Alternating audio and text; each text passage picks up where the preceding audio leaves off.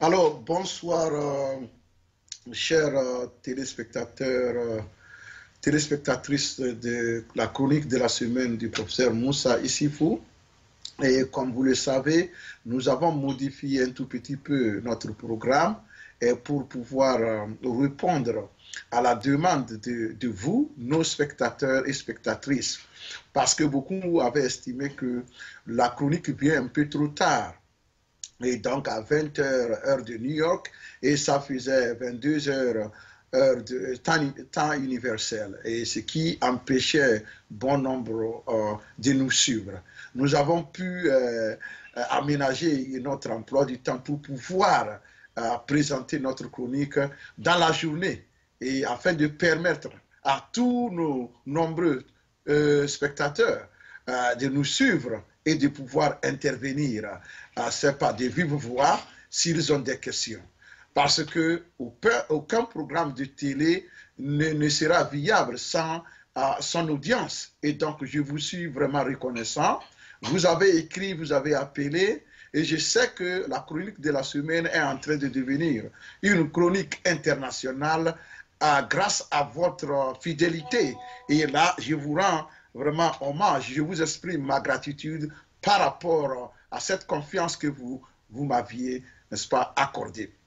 Alors, nous ouvrons notre chronique, la toute première à partir de mercredi.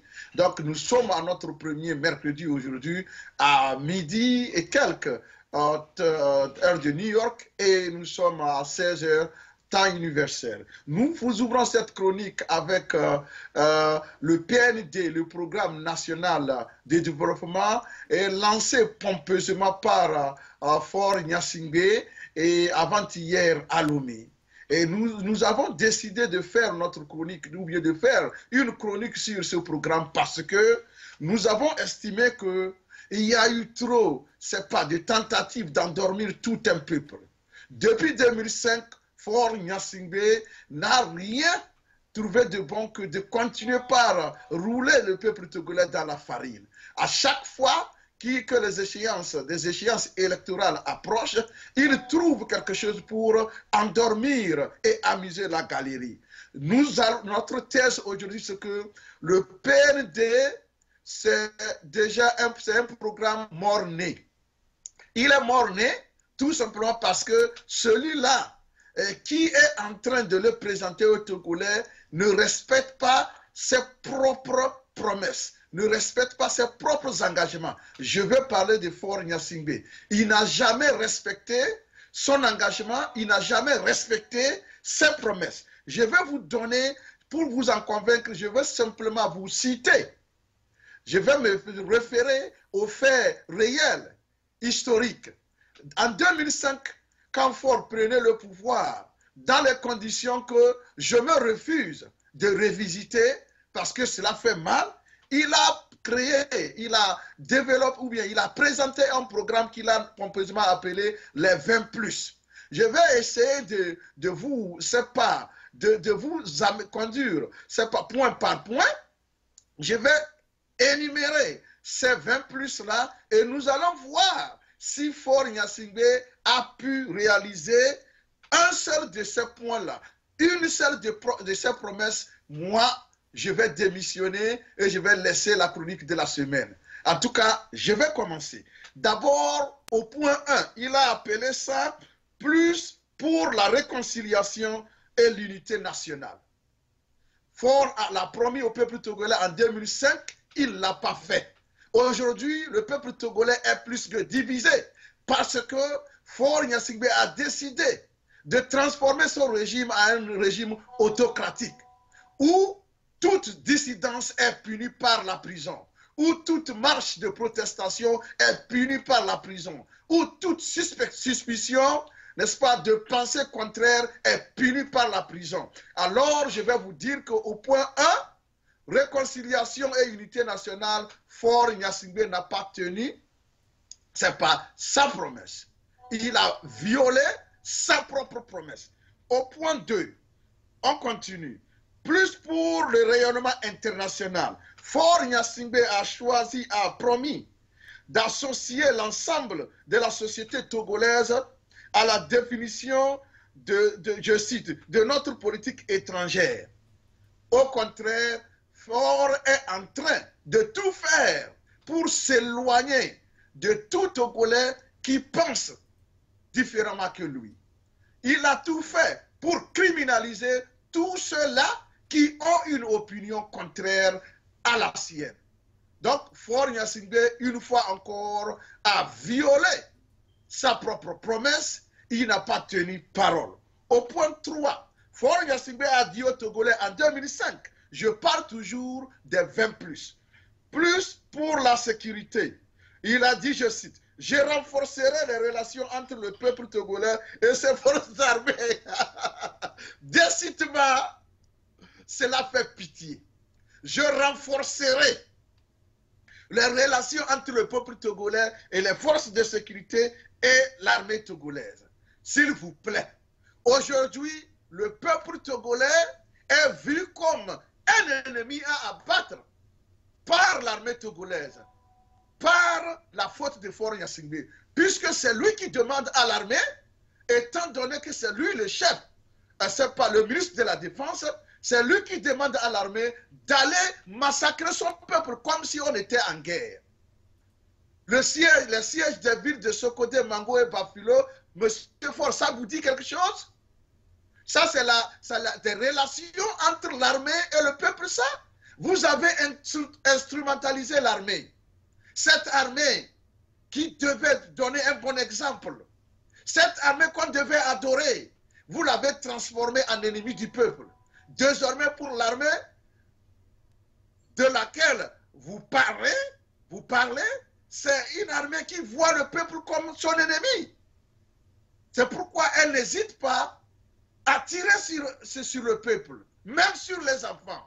À bout portant, monsieur Faure Gnassingbé, vous avez échoué. Là même, vous avez empiré la situation. Parce que quand votre papa mourait, l'armée n'avait pas cette attitude vis-à-vis du peuple togolais. Mais vous, malgré votre promesse, vous êtes allé faire le contraire. On dirait qu'à chaque fois que vous faites une promesse, vous faites la réciproque de cette promesse. Monsieur Faure Gnassingbé, vous êtes responsable de la situation de chiens et chats que le peuple togolais et son armée vit aujourd'hui. Le peuple aime son armée, mais vous avez tout fait pour que l'armée là voit le peuple comme son ennemi. Et là, vous avez échoué. Donc le troisième point de vos 20 plus vient d'échouer. Faure Gnassingbé, comme je l'ai dit, n'a jamais respecté sa parole. Quatrième point. Plus pour la démocratie. Oh là là, le ridicule ne tue pas. Faure Gnassingbé promettait en 2005, je poursuivrai la marche du Togo vers la démocratie et l'état de droit. J'organiserai des élections législatives libres et transparentes. Je donnerai une place prépondérante à la société civile dans le dialogue social. Monsieur Faure Gnassingbé, est-ce que vous entendez parler? Est-ce que vous vous entendez, vous écoutez? S'il vous plaît, monsieur Faure Gnassingbé, quatrième point, démocratie échouée. Société civile, vous vous souvenez de Eza Koroko? Vous vous souvenez des autres, les Foli Sachivi et autres? Foli Sachivi est encore en prison, il est de la société civile. Qu'est-ce qu'il a dit pour mériter la prison? Et mon ami Asiba Johnson, qu'est-ce qu'il a fait? Il défend les droits de l'homme. Et les autres prisonniers, les 52 et 51 autres prisonniers que vous avez fait embastiller parce qu'ils ont marché. Tout ça, là, c'est le renforcement de la démocratie, monsieur Faure Gnassingbé. Là, une fois encore, vous avez lamentablement échoué. On ne parle même pas de la démocratie au Togo. Il n'y en a pas une. Monsieur Faure, souffrez que je vous le dise. Alors, au point 5, plus pour la justice. Ah là là! Oh! Le Togo. Vous voyez? Vous-même, vous connaissez les problèmes. Vous savez ce qui ne va pas. Regardez l'état de la justice aujourd'hui au Togo. Vous-même, regardez ce que la justice togolaise est devenue. Les juges qui disent qu'ils n'ont pas de mots à dire par rapport au jugement qu'eux-mêmes ils président. Ils nous disent qu'on envoie les prisonniers politiques déjà avec des condamnations écrites, des condamnations écrites, et les juges nous disent qu'ils ne font que signer les condamnations. Vous me parlez de la justice togolaise, M. Paul Yassingbe. La justice n'existe plus au Togo. Même au temps de Yadema, nous n'avons pas vu une justice instrumentalisée comme vous venez de le faire. Les juges ne sont pas libres. Ils me disent, et je leur demande pourquoi ils attendent pour crier haut et fort. Parce qu'ils sont les gardiens de l'équité et de la justice. Pour Yassingbe, votre régime, vous avez détruit la justice togolaise.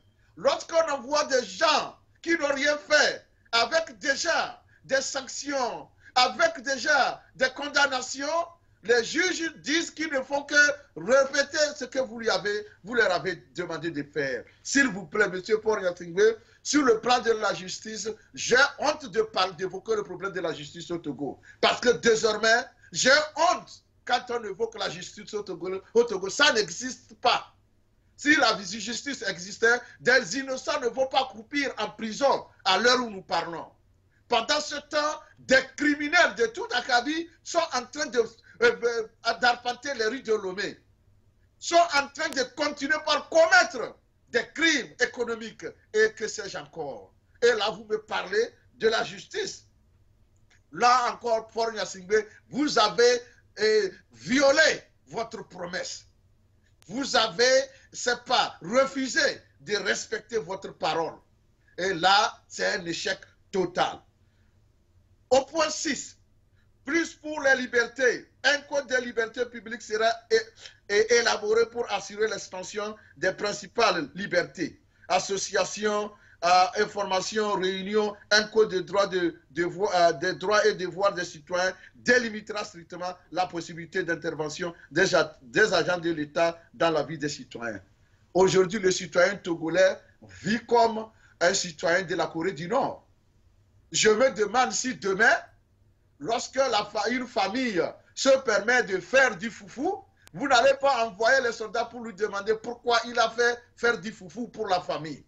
Vous allez les maltraiter pour avoir fait du foufou pour la famille. Parce que vous voulez surveiller tout désormais. Vous êtes en train de restreindre les libertés, l'espace d'information, les libertés d'opinion. Tout est mis sous veille. Vous êtes en train de dépenser des milliards pour pouvoir surveiller le Togo. Vous avez transformé le Togo à la Corée du Nord de l'Afrique, où les citoyens ne sont plus libres de leur mouvement. Ils ne sont plus libres de faire des réunions à caractère politique, même simplement à caractère associatif. Et là, vous me parlez de renforcement de quoi? Des libertés publiques. Désormais, qu'est-ce que votre ministre Baya Boukassi fait? Même une conférence réunissant 30 personnes dans un endroit privé est interdite. Ça, vous appelez ça liberté publique? Monsieur Faure Yassingbe, vous avez échoué lamentablement. Et là, c'est votre 6e promesse que vous venez de violer. 7e promesse. Plus pour la bonne gouvernance et la fonction publique, s'il vous plaît. Quelle bonne gouvernance? Vous avez remplacé la bonne gouvernance par la malgouvernance. Sous votre régime, c'est ce qu'on appelle la malgouvernance. La manifestation vraiment matérielle, je ne sais pas, la manifestation concrète de ce qu'on appelle malgouvernance, c'est ce que votre régime incarne. Ça, on ne peut pas se le cacher. C'est très, très, très important. Je vous le dis parce que vous-même, vous savez que vous n'avez rien fait pour améliorer cela. La fonction publique, il faut voir l'état des agents de la fonction publique, leur mode de vie, leur niveau de vie, s'il vous plaît. Give me a break. Alors, au point 8. Au point 8, vous avez dit plus pour la société civile. J'accorderai une place prépondérante à la société civile dans le dialogue social. La société civile appréciera le niveau d'irresponsabilité du prince, comme l'a commenté quelqu'un. S'il vous plaît, quelle société civile? La société civile qui est devenue votre bête noire, votre ennemi à abattre à tout moment parce qu'elle ose dire que les conditions dans lesquelles elle vit ne sont pas normales. Il faut améliorer et vous les emprisonnez. Ça, c'est comme ça qu'on essaie de voir le cas de la société civile. Une fois encore, vous avez échoué. Au point 9, vous avez dit plus pour la jeunesse et l'éducation. S'il vous plaît, je vais voir les salles de classe. S'il vous plaît, passez, monsieur le réalisateur. Oui, ça c'est l'éducation, ça.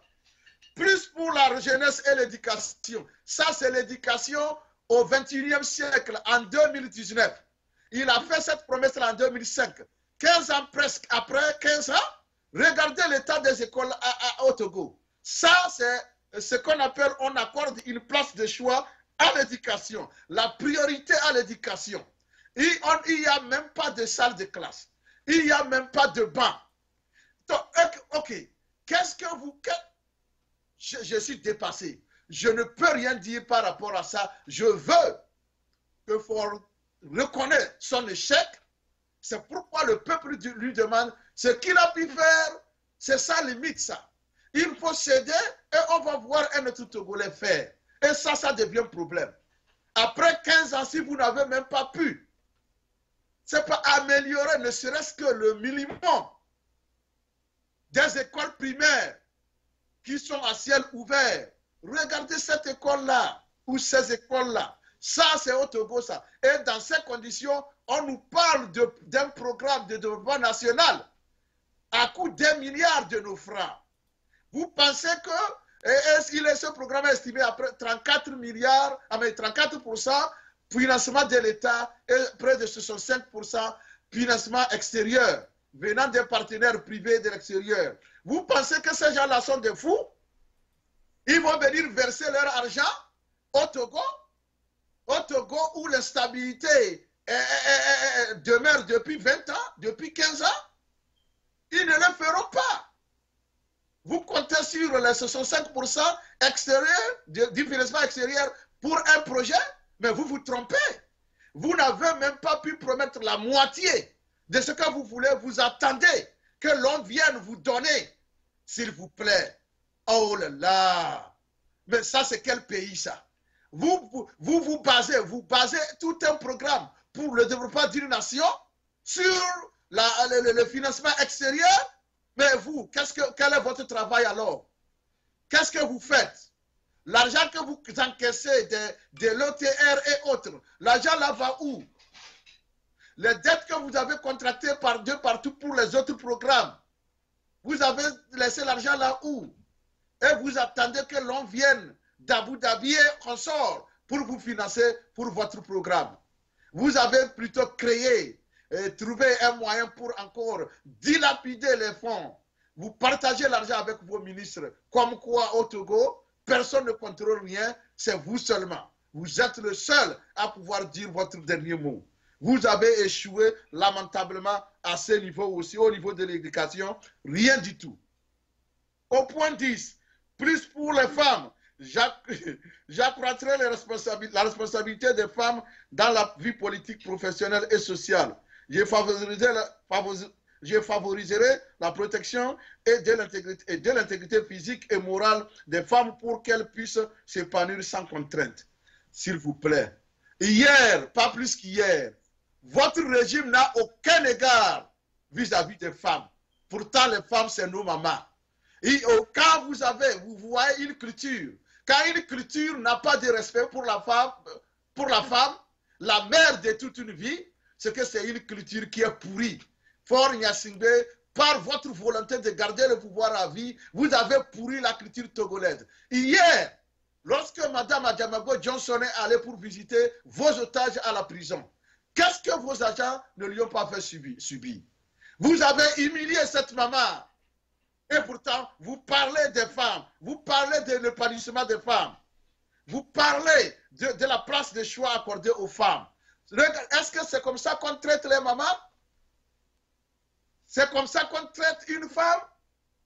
Vous lui demandez de marcher 300 à 400 mètres parce que vous voulez l'humilier, parce qu'elle ne partage pas vos opinions. S'il vous plaît. Si Mme Tchénion, qui est maintenant la présidente de l'Assemblée nationale, arrive en prison, vous allez demander qu'on lui demande de marcher? S'il vous plaît. C'est là où nous sommes mécontents. Le Togolais a raison d'être mécontent parce que vous dépassez les limites. La dame là, qu'est-ce qu'elle a fait pour mériter cette humiliation? Venez au point 10, me parler des femmes. Comme quoi vous êtes le chantre, c'est pas le féministe défenseur des droits des femmes. Là aussi vous avez échoué, M. Faure-Gnassingbé. Au point 11. Plus pour la retraite, j'assurerai le paiement des arriérés de pension, j'assurerai la régularité des pensions, s'il vous plaît. Vous voulez que j'amène, j'invite les retraités à mon programme pour vous dire, les yeux dans les yeux, que depuis des années, ils n'ont pas perçu leur pension. Ces pauvres retraités, ils ont travaillé pour rien. Pendant ce temps, vous et vos ministres, vous partagez ce que nous pouvons avoir pour faire la belle vie. Ça fait votre problème. Et malgré tout, vous voulez continuer par gérer un peuple qui vous a vomi. Au point 12, vous avez dit, M. Faure-Gnassingbé, plus pour la liberté de création d'entreprises. Les entreprises jouent un rôle important dans la création d'emplois. Je supprimerai à toutes les autorisations administratives préalables à la création d'entreprises. Un facilitateur pourra être saisi en cas de difficulté, s'il vous plaît. Désormais, vous avez mis tout ça là dans les mains des étrangers. Lorsqu'un Togolais veut créer une entreprise, il faut passer par un Nigérien ou un Libanais. Lui donner de l'argent avant de prendre ses devants. Si vous ne le saviez pas, M. Faure, il est temps que vous le suissiez. C'est ce qui se passe au Togo. Le Togolais n'est pas libre. Il ne peut pas aller faire une demande de quoi que ce soit, sans même le permis de conduire. Le Togo doit recourir à l'intervention des étrangers installés chez nous. Je n'ai rien contre ces étrangers, mais c'est la façon dont vous les avez mis devant tout. C'est pas un ancien ami m'a appelé la fois passée pour me dire le Togo, c'est un pays pourri.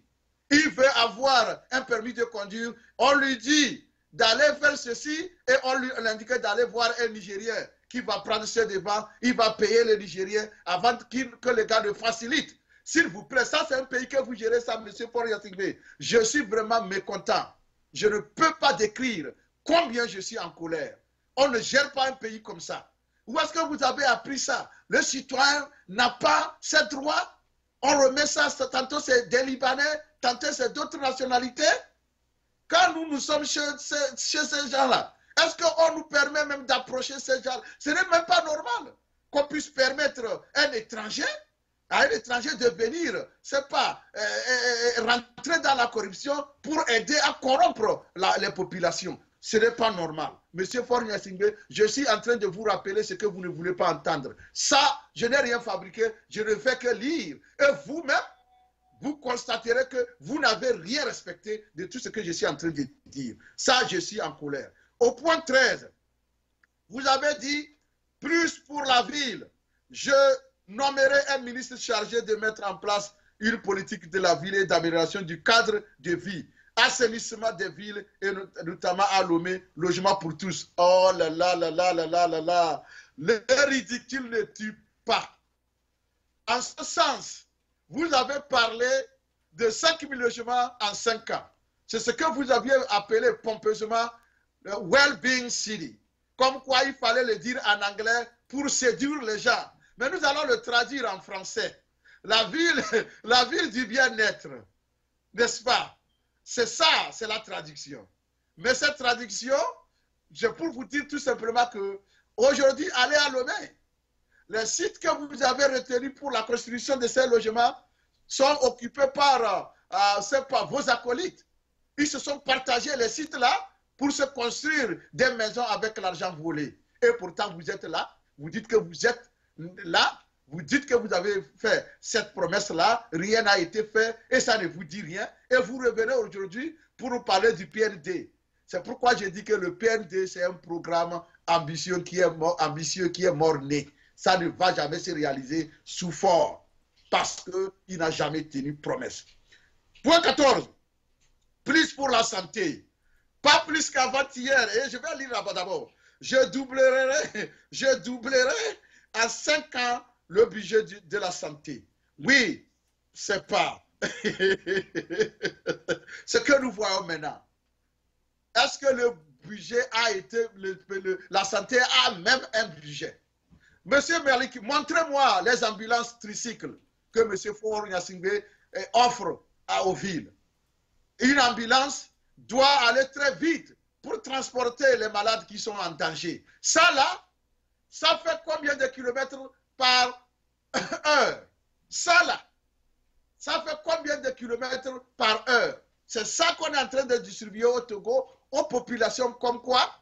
C'est des ambulances. Comment un malade va s'asseoir ou va se coucher dans un truc comme ça? Un truc fait pour transporter des marchandises.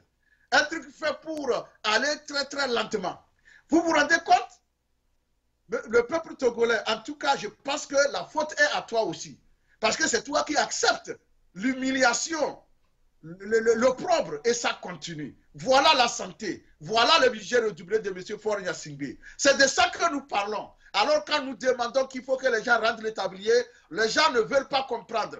Aujourd'hui, désormais, nous allons vous parler, nous allons demander à ces gens-là de partir avec des preuves à l'appui. Nous ne faisons pas de la politique. Nous sommes en train de rappeler à l'ordre ces gens-là qui ont pris le peuple togolais comme des vauriens, comme des idiots. Regardez, récemment, c'est ce qu'on avait offert, je pense, à la population de Tabilibo. Comme quoi, c'est ça les ambulances du Togo, au XXIe siècle. Avant-hier, nous avons perdu un vieux et il devait être transporté d'Apaon à Lomé. Ils ont fait 3 jours sans trouver d'ambulance. Finalement, quand on a trouvé un moyen pour le déplacer, c'était déjà trop tard. Pourtant, tout le monde sait que désormais, même si vous avez à la tête, vous avez mal à la tête, il faut aller à Lomé. Vous avez mal aux pieds, il faut aller à Lomé. Il n'y a pas d'ambulance. Les routes sont impraticables. Ça aussi, moi, je ne fais pas de la politique. Je ne fais que décrire les faits têtus tels qu'ils se présentent. Je n'ai rien à foutre avec pas un discours politique. Je vous dis la vérité. Faure lui-même, il sait que tout ce que je dis, il n'a rien fait pour répondre à ces promesses-là. Au point 15, plus pour l'agriculture, je favoriserai le sort de notre production agricole en soutenant les agriculteurs. J'aiderai l'élevage, s'il vous plaît. Oui, il est vrai, tout récemment, je pense qu'il y a de cela 4 mois, on a vu le ministre Agadazi, le ministre de l'Agriculture, en veste, en tirant un mouton. Et bon, nous pensons peut-être que c'est le programme là qu'il était en train de mettre en œuvre. Ça, c'était un spectacle déshonorable et déshonorant que monsieur le ministre a présenté, le ministre des Forts. Vous voyez, ça, c'est comme ça qu'on aide l'agriculture. Il a voulu dire que, regardez, je tiens un mouton, l'élevage que nous avions promis, voilà, nous sommes en train d'aider les paysans. Demandez aux cultivateurs togolais aujourd'hui, ils sont les plus malheureux de tous les cultivateurs de l'Afrique. Les cultivateurs à qui on donne de l'engrais et on vient, on les emprisonne parce qu'ils n'ont pas pu rembourser les frais d'engrais parce que le gouvernement a pris le coton, il est allé vendre, il revient réclamer le reliquat, il dit aux paysans, by the way, le coton que nous avions pris auprès de vous, on a vendu, nous sommes en faillite, il faut rembourser, c'est pas remonter la pente. Il faut compléter le manque à gagner. Vous avez vu ça où? Pendant ce temps, tous ces pays qui nous entourent, les agriculteurs sont subventionnés. Agriculteurs togolais, vous êtes mes parents. C'est pourquoi votre situation de misère m'interpelle. Celui-là qui veut garder le pouvoir coûte que coûte, il n'a rien à foutre avec vous. Votre malheur fait son bonheur avec lui et ses ministres. C'est pourquoi nous devons dénoncer ce que ces gens-là font. Nous devons leur demander de partir pour que de nouvelles têtes viennent nous diriger. Ils ont échoué sur toute la ligne et nous n'avons pas raison. Nous n'avons pas droit de rester les bras croisés. Au point 16, là aussi, il a échoué. Plus pour la jeunesse et la culture, s'il vous plaît. La jeunesse, je vais citer Madame Taméa, cette dame combattante que je salue de passage. Elle a dit l'année passée dans une vidéo où elle était en train de pleurer que nos enfants sont devenus tous des soulards. Si c'était une jeunesse dont vous parlez, M. Faure, la jeunesse ne va pas se livrer à l'alcool et à la drogue. Désormais, la jeunesse togolaise est livrée à tout, à l'alcool et à la drogue. C'est ça que vous appelez une jeunesse plus pour la jeunesse et la culture. S'il vous plaît, regardez l'état de nos stades, nos terrains de foot. Regardez l'état de nos équipes. Regardez la gestion de notre équipe nationale. Tout ça laisse à désirer. Alors ne me parlez pas de la promotion de la jeunesse parce que vous avez échoué.